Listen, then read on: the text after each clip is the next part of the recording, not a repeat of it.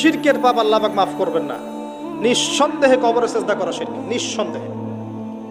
এবং একজন মৃত মানুষের কাছে আপনি দোয়া করছেন, শিরক হচ্ছে। তা সেখানে নজর মানত করছেন, শিরক হচ্ছে। সেখানে জবাই করছেন, শিরক হচ্ছে। নবী সাল্লাল্লাহু আলাইহি ওয়াসাল্লাম কোশ্চিনকালে এগুলো শিক্ষা দেন নাই। তাওহীদে থাকেন, যে কথাটা বলছিলাম, আল্লাহওয়ালা মানুষের সোহবতে থাকেন, কুনু মা'আস সাদিকিন, সত্যবাদীদের সাথে থাকুন, তাহলে মৃত কলব জীবিত হবে ইনশাআল্লাহ তাআলা। আর কিছু জীবিত হয়, পরকালকে বেশি বেশি স্মরণ করেন, মৃত্যুবরণ করতে হবে। আজকে আমার চারপাশে অনেক মানুষ আছে, আপনার বাবা মা ভাই বোন আত্মীয় স্বজন ইত্যাদি, মৌতের পরে 40 দিন 100 দিন 1 বছর এভরিবডি উইল ফরগেট ইউ, সবাই আপনাকে ভুলে যাবে। ইউ উইল বি ফরগটেন, আপনি ভুলে যাবেন। হয়তো বছরে একটা দিনও আপনার সন্তান গিয়ে আপনার কবর জিয়ারত করবে কিনা সন্দেহ আছে। এটাই বাস্তবতা, নির্মম বাস্তবতা।